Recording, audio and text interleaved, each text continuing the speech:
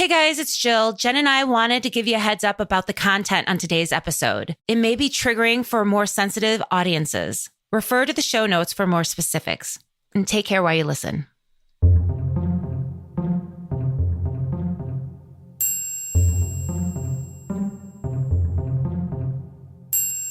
On this episode of Common Mystics, we discuss the bold actions of one man and his fight for equality.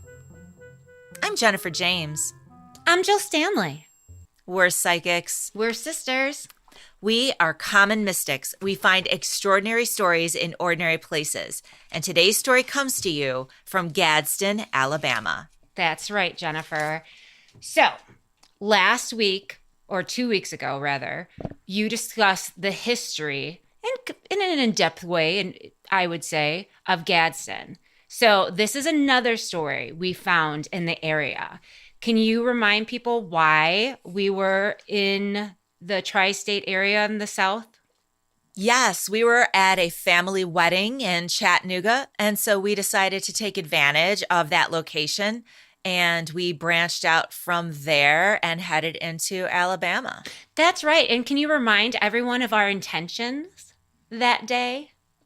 Our intention was, as it always is, to find a verifiable story previously unknown to us that allows us to give voice to the voiceless. That's right. So we leave Fort Payne. We end up in Gadsden. Again, lovely historical town, crazy haunted AF.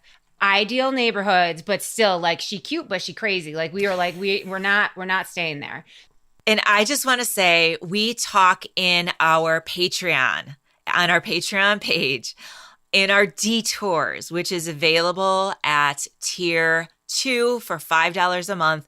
These, I want to say, are the silliest, funniest detours we've recorded in a while, the ones on the hauntings in Gadsden. Like, I laughed so hard I thought I was going to pee my pants. It's true. You got off the call pretty quickly.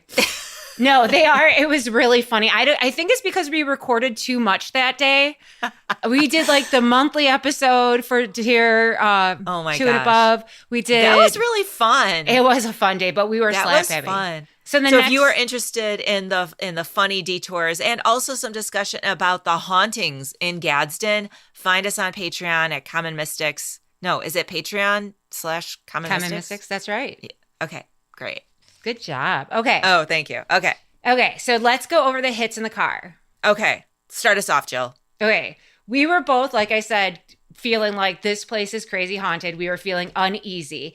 And there was something wrong with our car. Like, all of a sudden the rent-a-car was like scraping the bottom of the road or something. I don't know what was happening, but we're like, we're not going to make it back to Chattanooga. We were afraid something was happening, like this trip was a bust. So I actually pulled over and crawled under the car, and I couldn't figure out what in the F was happening. Yeah, there was nothing wrong with the car. There was nothing hanging low on the car. It was like phantom scraping. Mm-hmm. Weird. Interesting. Yeah. I had a feeling of like a feud going on. Okay. Like in my head, when I get a feeling of a feud, it's totally Hatfield and McCoy's, right? Sure. Yeah. Classic. Like, that's the archetype of that energy. So I'm like, feud, something like a long held feud going on. Okay, good. And also we were both picking up on KKK vibes. Like evil, uncomfortable, Ku Klux Klan, like post-Reconstruction, white supremacy group. Right? Yeah, it's kind of creepy. Ick. And remember, music is playing throughout the streets of downtown, old folk music, right? So just keep that in mind as we're talking, because again, that was noticeable to us. We were like, wow. I loved that. It was cute. The loudspeakers on the corner and the historic downtown playing old time music, that was everything. It really set the atmosphere. When we own a town, let's do that. I can't wait for us to own a town. All right. What will we call it? Well, my head went right to Schitt's Creek when you said that. Yes. Schitt's Creek 2. Okay. Or South Schitt's Creek. Okay. And what was your cray hit? I was actually hearing gunshots in my head. Like my clairaudience was going off and I was hearing phantom gunshots. Oof. Okay, Jennifer.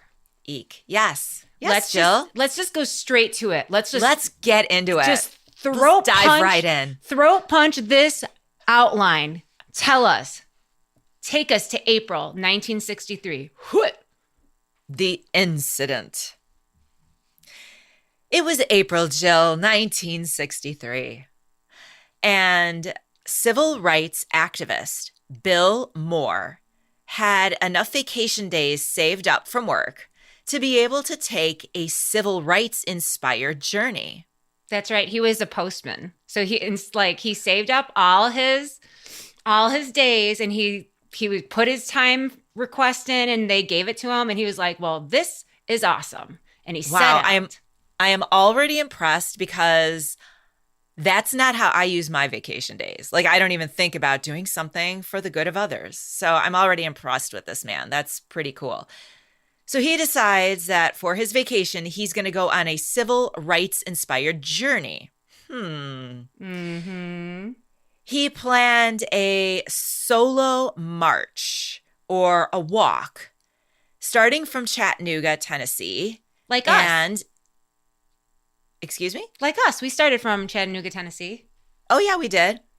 And heading to Jackson, Mississippi. That's a long-ass walk. It sure is, Jen. It sure is. It's about 400 miles, I think. You're not wrong. That would take, if you walked 20 miles a day, and I know this because I asked Google, so don't look at me like that. If you walked 20 miles a day, it would take you about 3 weeks to do that walk. Well, how many vacation days did he have saved up? He's a federal employee. You know what I mean? So there's more. Union. I'm sure they're kind to him. So his mission, you might ask? To personally deliver a letter advocating for racial equality to Mississippi's governor. That's why he was going to Jackson, Mississippi. What's crazy is the metaphor that he's literally delivering the mail. He's still delivering the mail. Okay. I love it. Good point. So Bill Moore was a white man, and he was originally from Baltimore, Maryland, but he was no stranger to the fight for civil rights. He had always been a passionate advocate for desegregation. And he wasn't just an outsider meddling in Southern affairs. You see, Bill Moore had deep roots in the South, having been raised in Russell, Mississippi by his grandparents from the age of 2. So is this his maiden voyage to make a point, doing this march? Good question. No, actually, this was his third long walk of protest for desegregation and equality. Third and longest, I would say. Okay. So on his first walk, Jill, he started in Baltimore, Maryland, and marched to Annapolis, Maryland. Not too bad. That was his first walk. His second walk, he began in Baltimore and walked all the way to the White House. It's a long walk. And during one of these efforts, Bill Moore even contacted the one and only Martin Luther King Jr., while Martin Luther King Jr. was imprisoned in Birmingham, Alabama.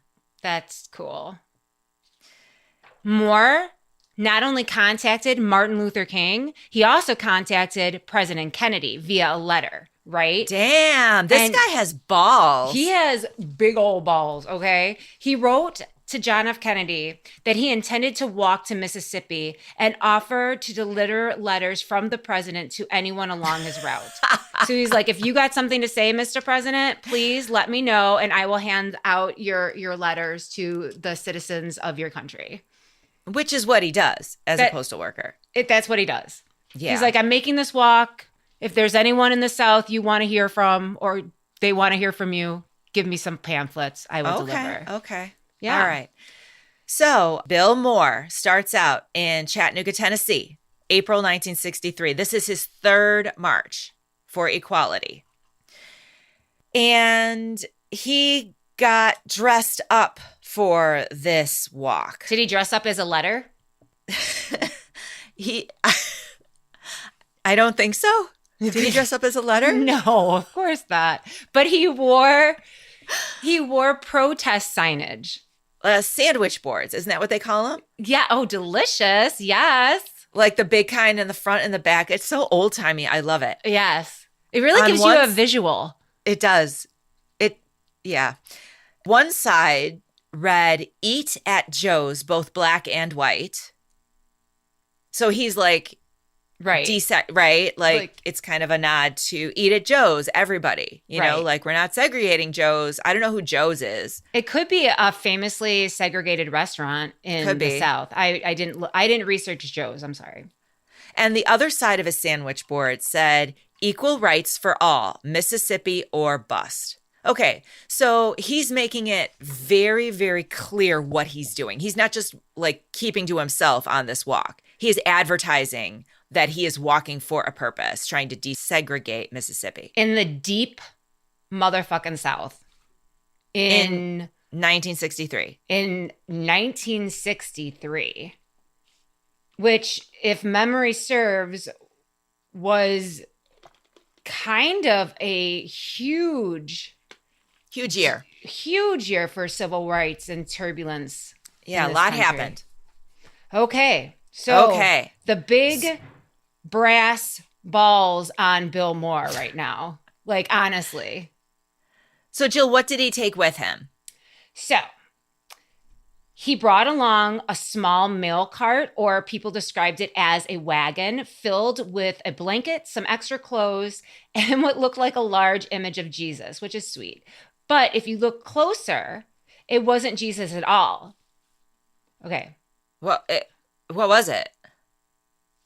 It was a wanted poster saying wanted, agitator, carpenter by trade, revolutionary, consorter with criminals and prostitutes, which is Jesus. Yeah, that is Jesus. Yeah. So it is Jesus. So basically, he's saying that even Jesus went against the law for good. So he's equating himself with Jesus Christ. I don't think you think he's equating himself with Jesus Christ? I don't think so. I think that's bold. I think he's putting in perspective for people that Jesus went against the laws. So even the laws. And who else is? Well, he's not breaking the law. Well, he's calling for laws to be broken. He's calling for laws to change, not to be broken. Okay. All right. That's fair. Okay. Yeah. I don't think he's equating himself with Jesus.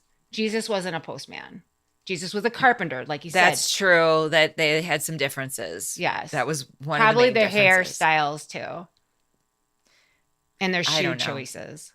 Do we have a picture of this man? I mean, let's not make assumptions. I seen a picture of him. Did not dress like Jesus. Okay. All right. Well, I'll take it. I'll take your word for it. And I don't think Jesus wore sandwich protest signs.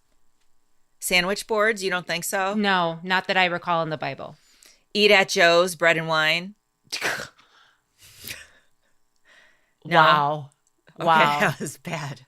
Wow, that's awesome. All right, we'll continue. No, I love it. Brian, you keep that in. Okay, so on his way, he actually saw people, of course, because he wasn't trying to be inconspicuous about this walk. And one of the people that encountered him briefly was a teenager named Jerry Smith. Mm-hmm.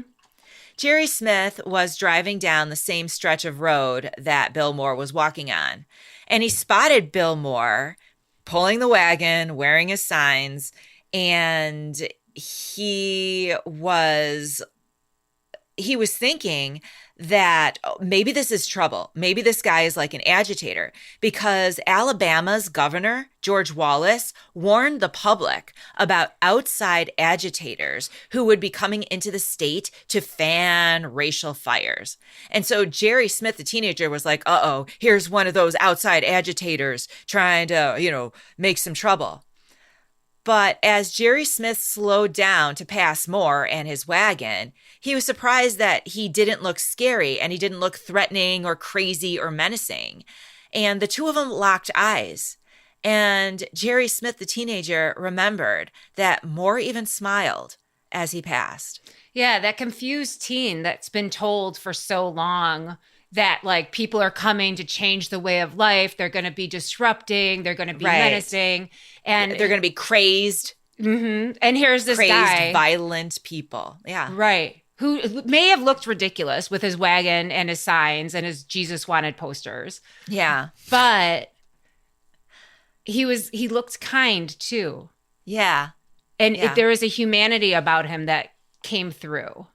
And good for Jerry Smith, the teenager, who didn't jump to conclusions just by seeing this person with a sign and like do something stupid. Do you know what I mean? Yeah, absolutely. Like get out and beat him up. Be like, what you doing here, Yankee? Or something equally violent and drastic and unnecessary. So, okay. I have a feeling we're going to hear about Jerry Smith later in this episode. Why are you telling people secrets? Let's continue. All right. So later on April 23rd, 1963. So this is during his walk. Mm-hmm. Moore covered about 70 miles. And then he was interviewed by a local radio station. By a gentleman named Charlie Hicks, a reporter from WGAD, Gadsden, Alabama. You got it. Charlie Hicks had tracked down Bill Moore after receiving an anonymous tip about his location. And during the interview, Moore spoke with unwavering resolve. And he said to Charlie Hicks, "Do an accent. I intend to walk right up to the governor's mansion in Mississippi and ring his doorbell. Then I'll hand him my letter." He probably didn't talk like that. No, but He's from Baltimore. I really appreciate it. He has Southern roots. Charlie Hicks, the interviewer, was kind of worried about Moore's safety because he knew the environment that he was going to be walking into. I mean, I feel the same way. Like, I want to scream at Bill Moore, like, please, not this. You know what I mean? Like, this is really dangerous. Yeah, you're putting yourself into danger. And so Hicks was like, hey, why don't I give you a ride? And we won't tell anyone. You'll still do your march. It'll be fine. I'll take you to a motel. You can think things over, take a nice hot shower. But Bill Moore wanted nothing of that. He didn't want comfort. He didn't want a ride. He was steadfast in his mission to continue on foot to the governor's house. And the thing is about Bill Moore is that he wanted engagement with people. He wanted people to have the conversation with him about equality. And what he's doing. Yes. So unfortunately, that bravery met with hostility. Not everyone was like Jerry Smith. Right. Bill Moore was pulling his mail cart loaded with copies of the letter he wrote to Governor Barnett of Mississippi. And as he made his way towards Jackson, to the governor's mansion, he was handing out these letters to anybody who crossed his path. Can you imagine that in the South? That would have pissed a lot of people off. Oof. Now, some people gladly took them and listened to his message. They were polite. Others were confused, like, what are you doing? I can admit that. What is this? That is the best reaction. Like, huh? What is this? Like, what are you doing? That I love that. That makes me happy that some people were like that. Like, have absolutely no clue, not involved in either of this bullshit, just living their life, you know? It was like, who are you? Where are you going? What is this? Right. And a few people weren't so friendly, and they were tearing the letters up right in front of him. That's rude. On Moore's third day marching, while walking along a rural stretch of U.S. Highway 11 near Gadsden, Alabama, he faced fatal resistance. Oh, no. And here's maybe where trigger warning should be mentioned, because it's about to get a little violent. It's about to get a little violent. Tragically, Bill Moore's march came to an end when he was brutally shot and killed on the roadside, silencing his voice and his advocacy. When the Alabama Highway Patrol came to investigate the body, they found the body with two .22 caliber wounds that were at his head and on his neck. Bill was 35 years old at the time of his murder. Oh, so young. Crazy young. Crazy young. And, dude. All right, who was this Bill Moore? Who was this guy? I don't know. We never met. I was hoping you can tell me. No, really. He was 35 years old at the time, and that is crazy young to be making this decision, Yeah. knowing that this is really dangerous. He has a wife at home, right? I don't know. Tell me a little bit about him. What could have made him do this? Because he really sacrificed himself. He did. He was born William Lewis Moore in 1927 in Birmingham, New York, and grew up splitting his time between New York and his grandparents in Mississippi. We don't know much about his early life, but later in life, he became known as both a civil rights activist and a mental health care advocate, a cause he connected deeply during his time as a graduate student at Johns Hopkins University. Wow. That's pretty like advanced for his time. Like he was ahead of his time with the focus on mental health. Yeah. Wow. He, as you mentioned, was a postal worker, but he was also a former Marine. Okay, that makes sense. That's where the balls come from? Yes. That's where the big hanging balls come from, right there. He was a member of the Congress of Racial Equality, known as CORE, Congress of Racial Equality. Okay, got it. And was known for his bold yet largely solitary activism. Interesting. Unlike the organized demonstrations commonly associated with the civil rights movement, Moore preferred to undertake these activities by himself. I wonder if it's because he knew that they were dangerous and he wouldn't want to put anyone else into danger. I don't know. That's an interesting question. I would want to know about the personality type of the kind of person who wants to be involved in civil rights activism, but wants to do it alone. Well, he did partake in activism with Black people at the time. In one notable instance, he joined Black activists standing in line at a segregated movie theater. So it wasn't like he was all about just doing it himself all the time. Like he joined other people, but when he organized for himself. Gotcha. He actually refused to leave at that movie theater, and it resulted in him spending a night in jail. Huh. It reminds me of John Lewis's Good Trouble. Jennifer, real quick, you mentioned the Congress of Racial Equality. What is that? Never heard of it. The Congress of Racial Equality, or CORE, is an African-American civil rights organization in the United States that played a pivotal role for Black people in the civil rights movement. Founded in 1942, its mission is to bring about equality for all people, regardless of race, creed, sex, age, disability, sexual orientation, religion, or ethnic background. Wow. They covered a lot there. Yeah, they did. Okay. I can't think of anything they missed. Back to Bill. April 1965, 35-year-old Bill Moore shot on the side of the road. Yes. How did they discover the body? Okay. So there is this guy who is driving along U.S. Highway 11. His name was Willis Elrod. Okay. So right away, knowing that like this man was killed and like no one called it in or like, you know what I mean? It just feels, it was just left there is so hard. Do you know what I'm saying? Well, the shooters didn't call it in. But don't you, yeah. How many people do you think drove down that street? That's a major highway. It's a major highway, but it looks like it was kind of remote, right? It's a lonely two-road winding road is what you wrote. Yeah, but it's like M37. Uh-huh. I guess in the south. So that would be like more desolate.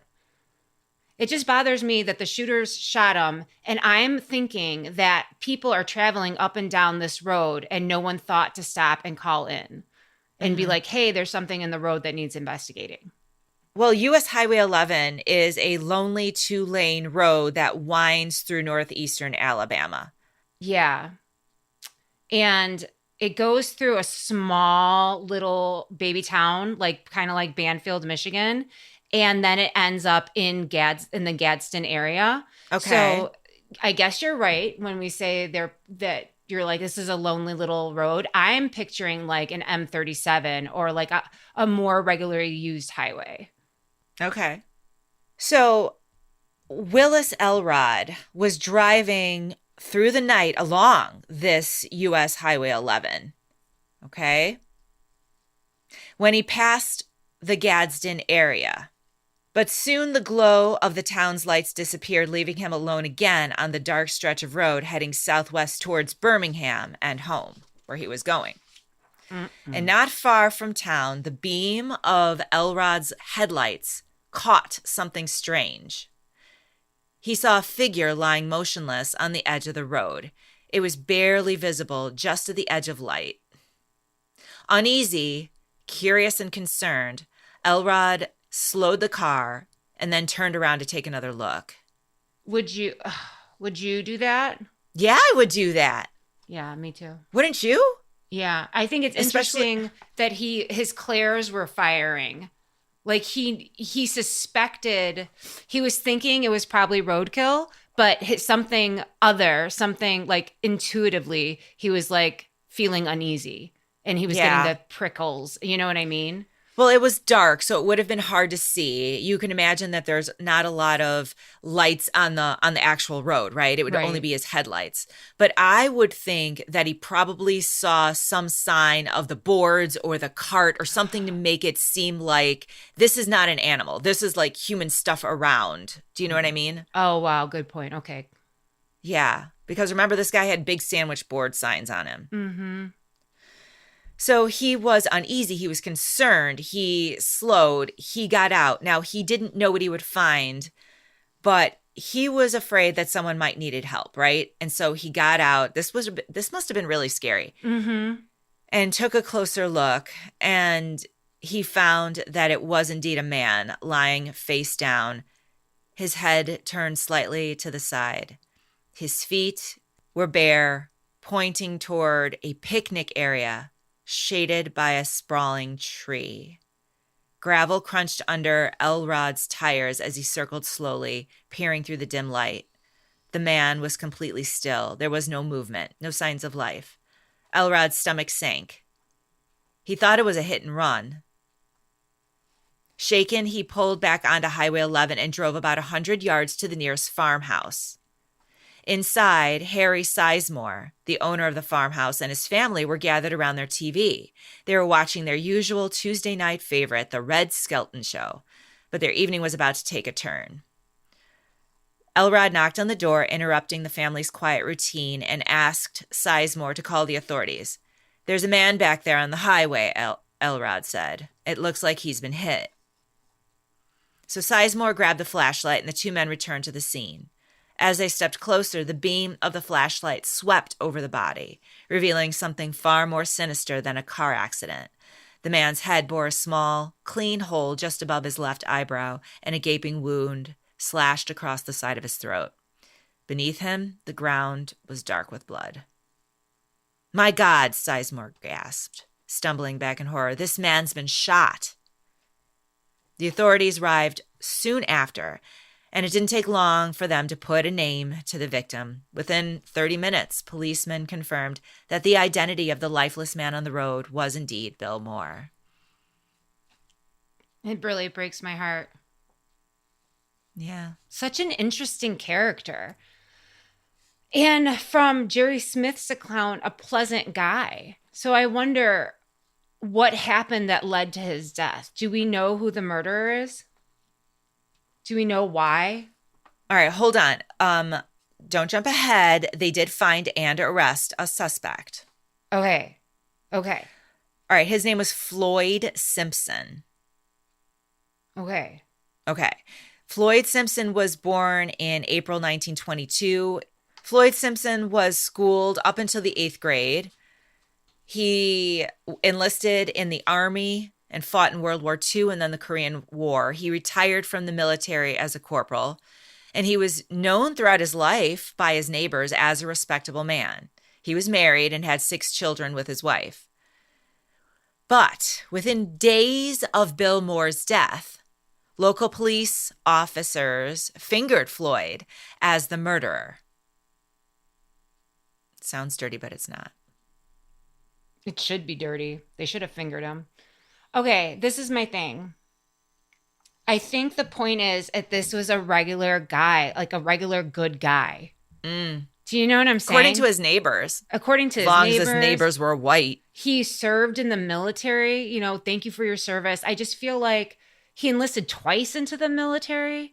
I don't know. It just seems so. How can this guy, Floyd Simpson, be so filled with hate to kill Bill Moore? Mm-hmm. Well, the FBI was called in on the case because it was considered a, quote, civil rights crime. And Floyd was apprehended and held without bond in the Etowah County Jail. Hey, we know someone else that was in the Etowah County Jail. We sure did. So Floyd Simpson was working. Did he own a grocery store? It's unclear if he owned it or he was just working as a grocer in the store. Got it. So he worked at a grocery near Culbran at the time of Bill Moore's death. Culbran is in Mississippi? I believe it's in Alabama. And the store was located on Route 11, the same route that Bill was taking on his walk. Okay, I see what's happening here. What's happening? Well, it looks like they came in contact with each other on Bill's walk and maybe had a confrontation, is what it seems like. And formal first-degree murder charges against Floyd were filed after the FBI ballistics report was completed on Floyd's .22 caliber rifle. The 22 caliber bullets were the ones that made the damage, right? The to wounds Bill's body, yeah. to Bill's head and neck. Okay, good. So it sounds like they've got their guy. It sounds like they got their guy, but I still am struggling with motive because honestly, Floyd doesn't seem like a bad guy. He doesn't. Can you tell me, do we have any way to understand what happened that led to Bill's murder? Yes, there were witnesses who reported a, quote, confrontation between Floyd Simpson and Bill Moore at the Culbran grocery store. Oh, no. Which, of course, we already know was on Bill's route. Yeah. Okay, according to a letter.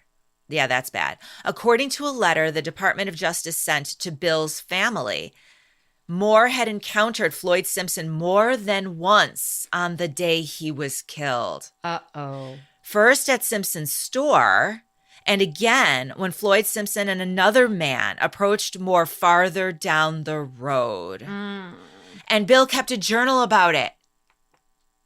Okay. This is a PSA. Everyone should keep a journal. and carry it around with them and take notes because this is evidence. Bill noted in his journal, quote, "A couple of men who had talked to me before drove up and questioned my religious and political beliefs. Now I know what you are," said one of the men, "and one was sure I'd be killed for them." Wow, indeed. So he encountered Floyd Simpson at the store, and then Floyd and another guy followed Bill is what happened. And once he found out where his political and religious beliefs stood, he became an other. And he became... Because of that hate and rage towards people that believed in equality, right? I feel like it's stupid that they would ask him about his political and religious beliefs. Like, read the sign, guys. Well, it's even more stupid for Bill to be like, well, let me tell you. I'd be like, nothing. Well, the whole reason for his march is to tell people. I know, but these guys are Floyd Simpson was obviously not a fan.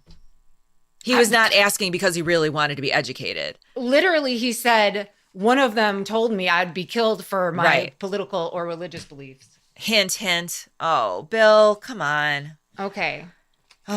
According to the Baltimore Sun, investigators suspected that Floyd Simpson had ties to the Ku Klux Klan. Well, I mean, that adds up. Yeah. I mean, another source described Floyd as a investigator for the Klan. So he had a position in the organization. Mm-hmm. That's freaking scary. As an investigator, his role involved quietly gathering and reporting information back to the group.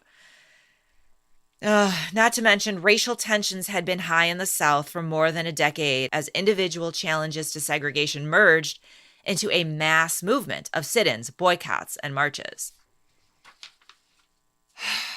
Jesus. Okay. And then there were more witnesses, and they reported seeing a car resembling Floyd Simpson's car near the location where Moore's body was discovered. See, and there's one more thing. What? There's more evidence. There was an Alabama analyst that investigated the shell markings, the actual markings on the bullets, the 22 caliber bullets from the crime scene. And they looked at the actual shotgun that was owned by Floyd Simpson. Now, if you have seen Forensic Files as many times as I have seen Forensic Files, then you know that when a bullet goes through the barrel of a shotgun or another rifle type apparatus, it leaves marks that are kind of like fingerprints because every barrel has different markings. And so they were able to say that these particular bullets came through this particular rifle. So, in short, dude guilty. Floyd is guilty. In my mind. 100%. So, what happened? So, he's in prison. What happened? In September 1963, several months later, there was a trial. Yep. Guilty. And the grand jury ultimately declined to indict Floyd Simpson. But he's guilty. Additionally, an FBI analyst later deemed the evidence, quote, inconclusive. How can this be inconclusive? Oh, my Lord in heaven. The FBI's racist too. What is happening? Do the KKK have relations with the FBI? Because that's what it looks like to me. Did you look into that? I did not look into that. And you know what? I that's will not look into up. that, especially today. I'm not putting those words into any kind of search engine. Thank you very much. But I will tell you that you don't have to be a Klan member to identify with the doctrination or the philosophies of the Klan and to be like, you know what? Here's this man from the North came in, he's an agitator, he's coming in here and he got what he deserved. He didn't need to be down here with his sandwich signs and his Jesus wanted posters, walking around with this smut. I can see that in that day and age. Okay, Jill. So what ultimately happened? Then who did they find? What did they do regarding Bill's case? Did they open the investigation to find other evidence? What happened? Bill's death remains unsolved. That is the saddest thing you could have said to me right now. I'm sorry. Okay, so clearly, our voiceless is Bill Moore. Absolutely. And there are a couple of reasons why. First, tell me. Okay. Break it down. Bill's death on April 23rd marked the beginning of a wave of pivotal events. Ooh, tell me more. His murder was a spark that ignited an explosion of racial tensions in the South. Have you heard of Freedom Summer? Yes. That was the summer of 1963. So James Foreman, a leader of the SNCC, Student Nonviolent Coordinating Committee, wow, that's a mouthful, at the time describes Bill's death as the catalyst for action. Ooh. After the killing, Foreman and other activists launched a campaign to complete Bill's walk. No. Yes. Isn't that the sweetest thing? I love that. Can I read his quote? Read it with Southern... Jill, please. Why? Our policy was that we had to respond to murders so the segregationists would know there would be consequences for violence. Yay! We believe this could reduce the chances of further killings. Yeah, despite Foreman's and his SNCC resolve. Yeah. Each attempt to continue Bill Moore's walk, was met with resistance as the Alabama state troopers blocked the nonviolent marchers and arrested them. Damn. Okay. Meanwhile, Okay. In nearby Birmingham, what was happening? Um, I predict shit's about to go down. Shit's getting real. Nearby in Birmingham, it was becoming the epicenter of escalating protests, and national attention was quickly shifting from Bill Moore's story to the events unfolding in Birmingham. Within weeks, the civil rights movement crystallized in Birmingham, Alabama, with the world captivated by images of Bull Connor's police dogs and fire hoses unleashed on demonstrators. Who's Bull Connor? Bull Connor is, I believe, a sheriff. Wow. Yeah. And then in August, so they're using police dogs and fire hoses to address nonviolent demonstrators. Yes. Okay, exactly right. great. In August 1963, the March on Washington electrified the nation, culminating in Dr. Martin Luther King's iconic "I Have a Dream" speech. I have I have goosebumps. goosebumps. Stop Shut it! up! Get out of Why my do you head! copy? Wow. Yet, the season was marred by tragedy. At least 10 people lost their lives that summer, including Medgar Evers, an NAACP field organizer who was assassinated in Mississippi in June. And then in September, the bombing of Birmingham's 16th Street Baptist Church, which claimed the lives of 4 young girls as they prepared for Sunday services in the church. As early as September 1963, Bill's story and the Klansmen accused of his murder had faded from the headlines, overshadowed by the mounting violence and larger battles that defined the civil rights movement. You know, I've heard of the 16th Street Baptist Church bombing. I have too. That tragic. Tragic. In these circumstances, after reading Bill's story, it puts more, it's not just a headline anymore. You know, I knew about Medgar Evers. I knew about the church bombing. It just feels like Bill's story somehow made these stories 3-dimensional and not just blips in the history books. What's his legacy? I'm sorry, I interrupted you.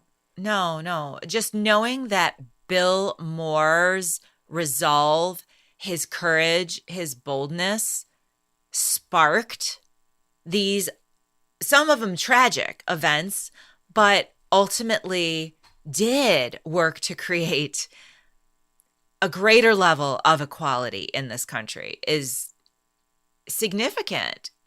It is. It's significant. He lived his life with purpose, and it was cut short unfairly, but he did make a difference. And it's sad. It's sad that the other events overshadowed his murder.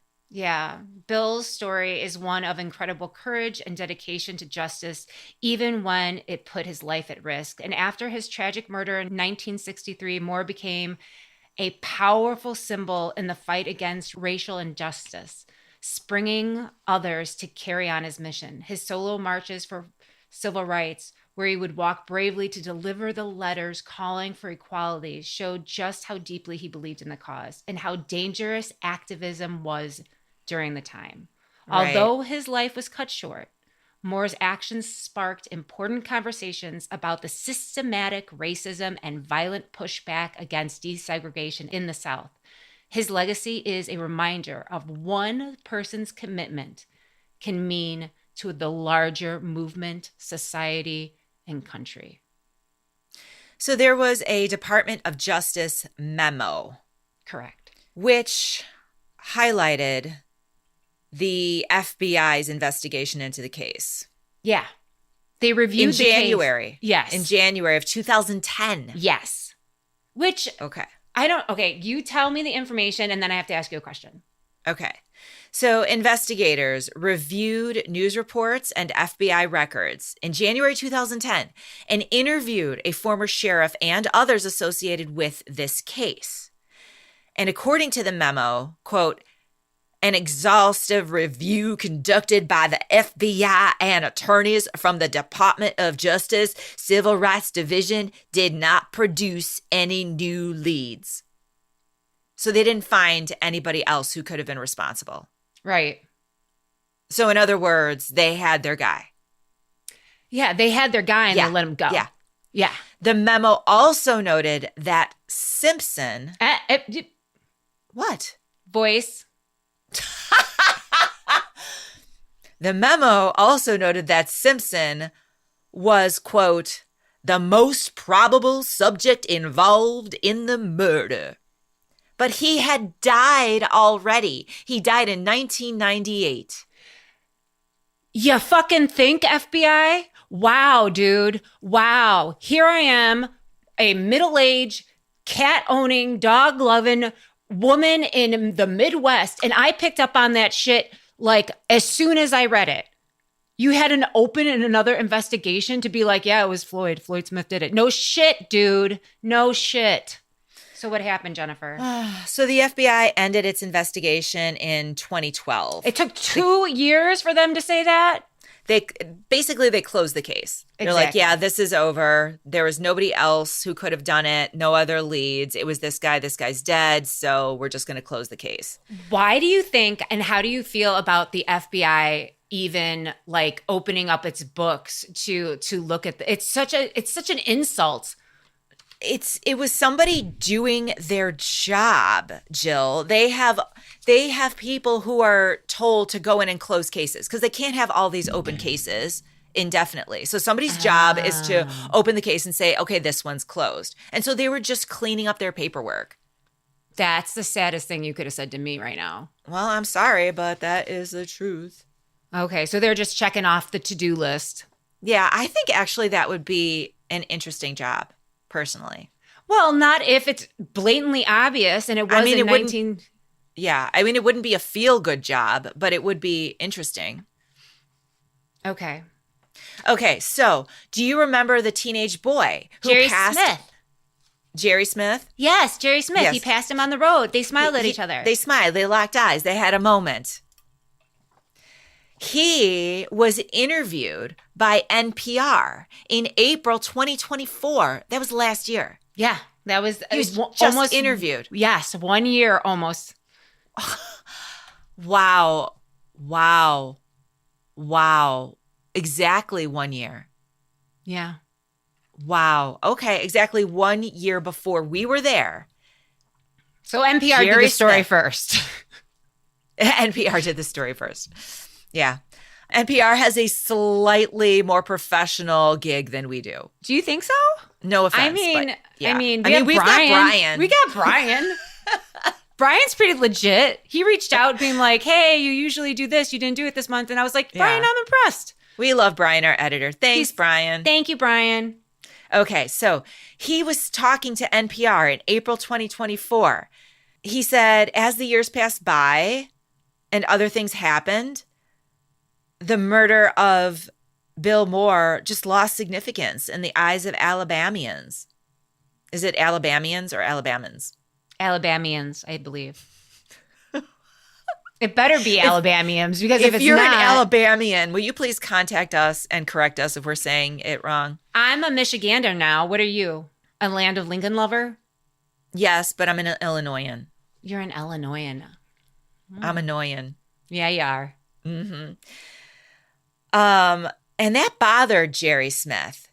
As he grew up into adulthood, that really bothered him that people forgot about Bill's murder. So he thought we ought to at least have a plaque to commemorate this man. And so Jerry Smith pitched the idea of some sort of marker. And guess what? It was not open. It was not met with open arms. Which is kind of fucked up. People were telling him, just keep the past in the past. Leave it alone. People in town told him. One person even messaged him on Facebook warning him that it could be dangerous if he pushed to have a marker in Bill Moore's name. Isn't that something? And you know what? What? Do you think that was like someone really looking out for him, or do you think that was a thinly veiled threat? I 100% think it was a threat. Wow. Okay. Me too. But Jerry didn't back down. He kept talking to people, making calls, rallying support, and finally, he stood before the county commission and delivered a speech that changed everything. And by the end of his speech, the county commission voted unanimously to fund the project. Oh, Jerry Smith. he's a hero. He is a hero. At the site of the assassination of Bill Moore, a new black and gold marker sits on a gravel patch of road between the road and the train tracks. And it reads, William Lewis Moore was a white postal worker raised by grandparents in rural Mississippi. He was assassinated at this location during a 400-mile protest march. I have goosebumps right now. I have goosebumps right now too. Why do you copy? I think I had them first, but I was being respectful of you reading. The marker was placed there in April of 2019. And Jerry circles back there all the time to make sure that the marker's straight and that it hasn't been vandalized. And Jerry, Jennifer, Jill, will you reach out to Jerry? I will reach out to Jerry. I want to talk to Jerry. I really believe that this story isn't about Bill saying, hey, I've been overlooked. This story is for us to reach out to Jerry and tell him that Bill Moore says thank you. Oh my gosh, you're right. Mm-hmm. Oh my gosh, yes, you are 100% right. Yeah. Bill wants Jerry to know. Thank you so much for keeping my memory alive and being brave. Yes. He's validating Jerry and honoring him in this way. Oh my gosh. All right, you have to reach out to Jerry. I'll find him. Okay. You know I'm good All at right. that. Jerry, I'm Really coming good at for you. Oh gosh, I would hug him. I'm so glad that it's over Zoom because when I would just maul him and just like snuggle him and be like, "Thank you so much." What a sweet man. Yeah. Yeah. Okay. Well, our hits are kind of obvious. The feelings of unease, the anxiety. Hey, what do you think the car had to do with it? Like the feeling that we're not going to make it. Like the anxiety over the journey that we were making. Oh, yeah. Good point. The feud.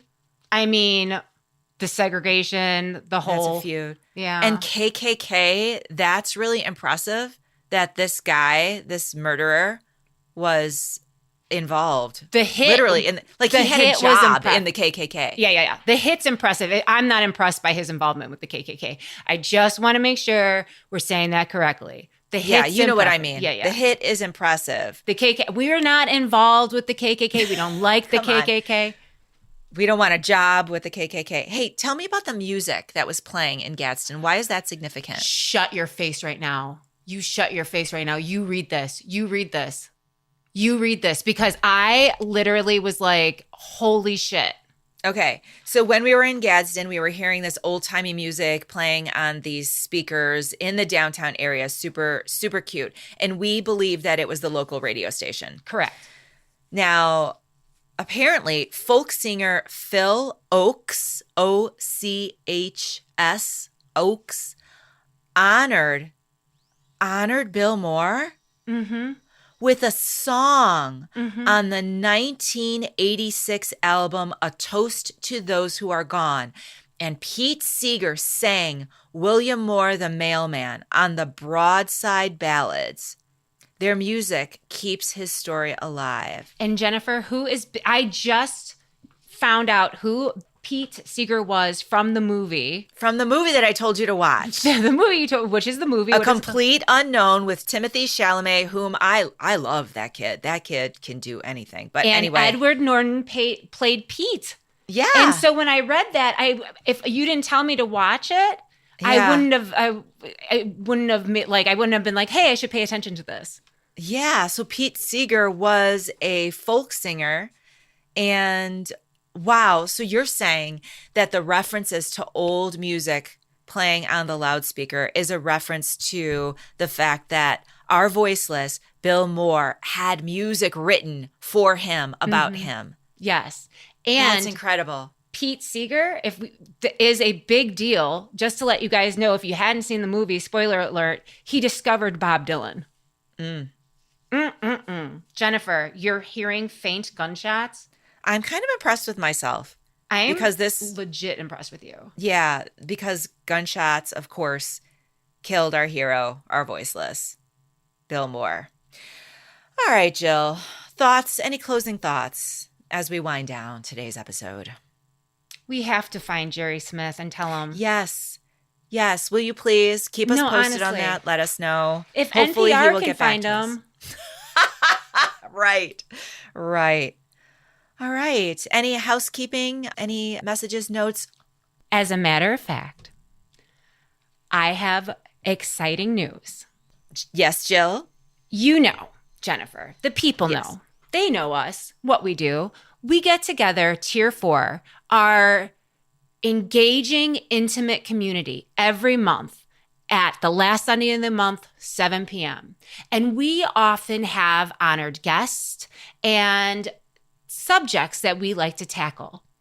Well, in the month of July 2025, we got Deb Bowen committed to engaging with us about animal energy and how to recognize and utilize it in your life. She will be our honored guest the last Sunday of the month, July 27th at 7 p.m. So please, Eastern time. So please, if these types of events is something that excites you, makes you curious, please sign up for our Tier 4. We do this every month, and every month we try and we strive to put together engaging material that you will love and come out to support us with.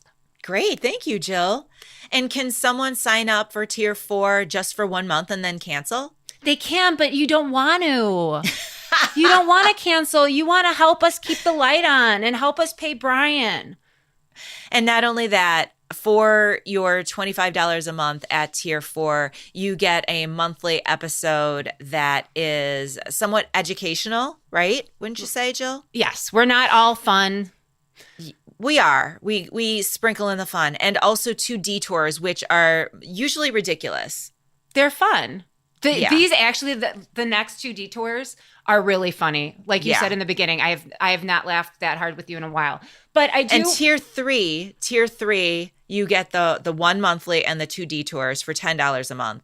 And then Tier 2 for $5 a month, you get the 2 detours. And then Tier 1 is just support us for $3 a month because you love us and you want to show how much you appreciate us. I just want to put this in perspective. I went to Starbucks the other day, $8.53. And that was for 1 cup of coffee.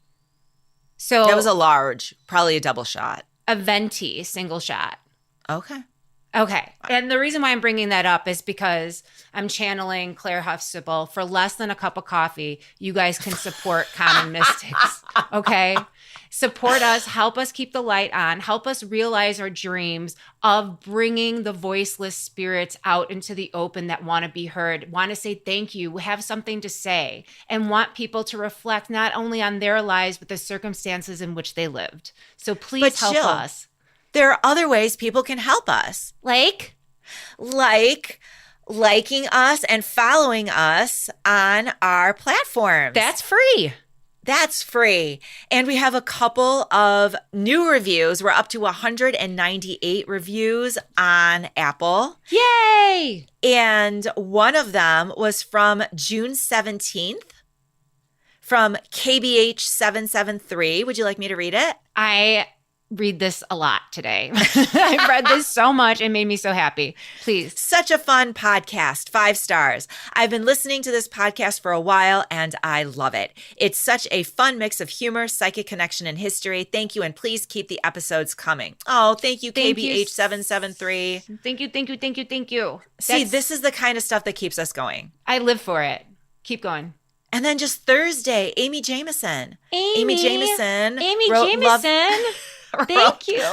Love this podcast. The stories are great and very interesting. The hits they get to bring them to the voiceless give me goosebumps all the time. The Us banter too. between the sisters is so much fun. Love this podcast so much. Thank you, Amy. Love you so much. So please share us with your friends, like, follow, leave a review. Leave a review. They make us so happy. Oh, also, Yes. apparently the button on our Website? request a reading takes people directly to Messenger. If you Yes. don't have Messenger, please feel free to book a reading with us at commonmystics@gmail.com. I love doing the readings. Jen loves the readings. But what Jen really likes more is to create a curriculum for you guys. So Yes. please, if you have any ideas of a class, Jen will tailor make a class based on your needs and then promote it so that we can get other students in that class and make it happen for you. Yeah, if you have a couple friends and would like to do a Zoom class with me, that is my jam. I love it. We did a psychic development partner class just recently, 8 sessions. It was fantastic. Loved it. So if you have any need for psychic development, come to me. Contact us at commonmystics@gmail.com. I would love to set up a class just for you. And she's not just a pretty face. She has a dual master's degree in education. Her specialty is knowing how people learn. Truly. Okay. I know. She gets so embarrassed when I say that. Thanks, Jill. All right. Wait, one more thing. Oh, We have the best fans in the world. we do. I love our fans. We have the best fans in the world. If you're a fan of us, you usually come hard, and we love that energy. Come at us hard with it. Tell us you love us because we love you back. And it always tickles me when I meet a random friend. I actually met a random fan the other day, and she was like, I know all about you. Is that weird? And I was like, I guess not, because I'm the one telling it. Is it weird that I'm telling you all about me? So thank you guys so much. We love you. We love you. All right. Thanks, Jill.